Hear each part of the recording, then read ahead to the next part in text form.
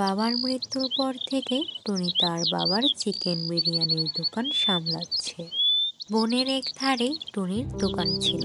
সেখানে বনের সব পাখি এসে টুনির হাতের তৈরি বিরিয়ানি খেত। ইদানিং টুনির দোকানে অনেক ভিড়। একদিন টুনি দোকানে বসেছিল, তখন তার দোকানে অনেক ভিড় ছিল। আরে বাহ, আজকে তো আমার অনেক বেচে কেনা হয়েছে। মনে হচ্ছে বনের সব পাখির আমার হাতের তৈরি বিরিয়ানি খেতে খুব ভালো লাগছে। তখনই হঠাৎ করে তার দোকানে টিয়ে এলো। টিয়ে বলল, টুনি পাখি, আমায় 2 প্যাকেট বিরিয়ানি দাও তো। তখনই টুনি বিরিয়ানির হাঁড়ির ঢাকনা খুলে দেখলো সেখানে মাত্র 1 প্যাকেট বিরিয়ানি আছে। তখন সে টিয়েকে বলল, বিরিয়ানি তো সব শেষ হয়ে গিয়েছে, আর মাত্র 1 প্যাকেটই আছে। আচ্ছা ঠিক আছে, কি আর করার, 1 প্যাকেটই দাও। এরপর টিয়ে বিরিয়ানি নিয়ে চলে গেল। আর টুনিও দেখলো তার দোকানের সকল মুরগি শেষ হয়ে গিয়েছে। আরে, মুরগি তো সব শেষ হয়ে গেল। কাল আমি বিরিয়ানি কি দিয়ে বানাবো? যাই, তাড়াতাড়ি করে মুরগি কিনে নিয়ে আসি। তখন সে বাজারে শিয়ালের কাছে মুরগি কিনতে গেল। শিয়াল ভাই, আমাকে 5খানা মুরগি দাও তো, বিরিয়ানি বানাতে হবে। আরে টুনি যে, এখন তো মাত্র 2টো মুরগি আছে। গ্রামের ধারে আমি আজ যাইনি, আর আমার শরীরটাও ভালো নেই। আগামী 1 মাস যাবত যাব না, তাই মুরগিও আনতে পারবো না। এখন তোমার যদি লাগে তাহলে 2খানা মুরগি নিয়ে যেতে পারো। ওমা, সেই কি! মুরগি ছাড়া আমি বিরিয়ানি বানাবো কি দিয়ে? তুমি তো জানো, আমার বাপ দাদারা সেই আদিকাল থেকে মুরগি দিয়ে বিরিয়ানি বানিয়ে আসছে। এখন তুমি যদি আমাকে 1 মাস মুরগি এনে না দাও, তাহলে আমি বিরিয়ানি বানাবো কি দিয়ে? আর আমার সংসারও চলবে কিভাবে? অত কথা আমি জানি না বাবু। এখন যদি তোমার নিতে হয় 2টোই নিতে পারো। আচ্ছা ঠিক আছে, ও 2টোই দাও। এরপর টনি ভারী চিন্তায় পড়ে গেল।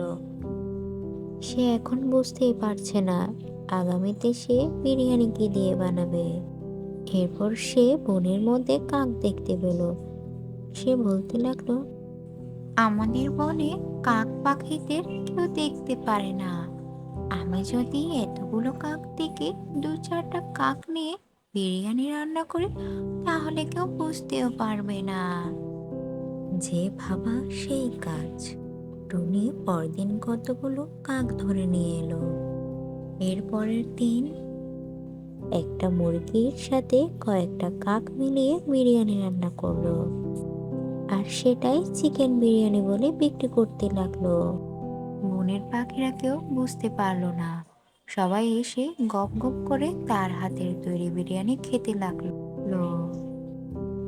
সেদিন টিয়ে আবার এলো টুনির দোকানে। আমায় 1 প্লেট বিরিয়ানি দাও তো, খুব খিদে পেয়েছে।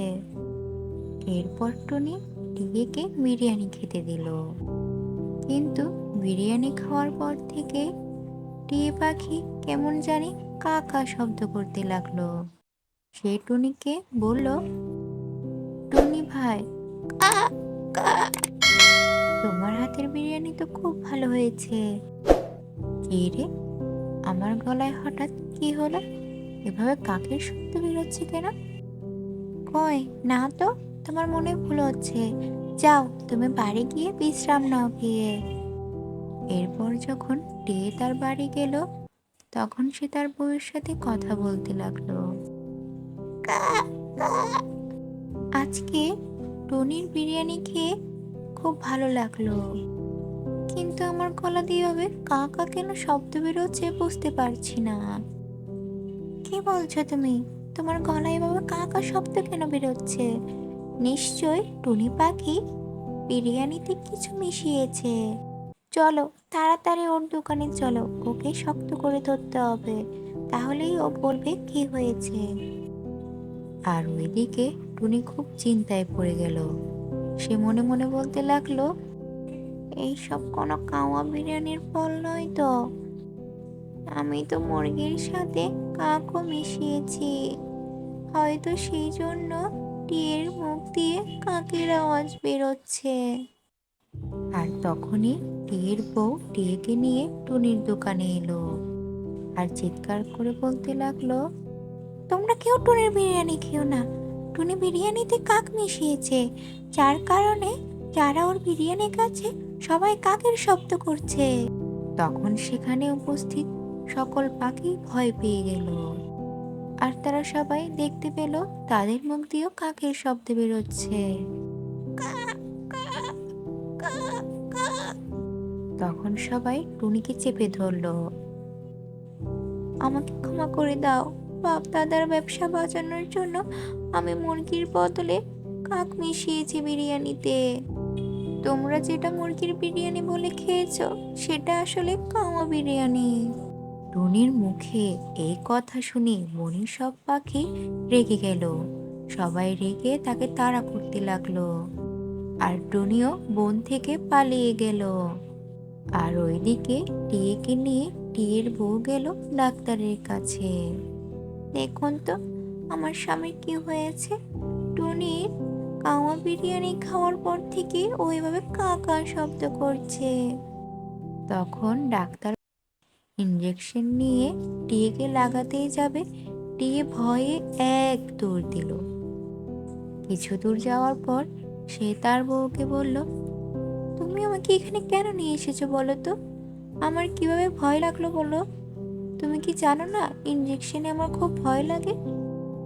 আরে তুমি চিন্তা করো না, তুমি তো ঠিক হয়ে গিয়েছো। ভয়ে তোমার গলার শব্দ ঠিক হয়ে গিয়েছে। এরপর থেকে টুনিকে আর বনে দেখা যায় না। আর গ্রামের কেউ এই ধরনের উল্টোপাল্টা বিরিয়ানিও খায় না। সবাই তাদের ঘরের তৈরি খাবার খায় আর নিজেরা ভালো থাকে।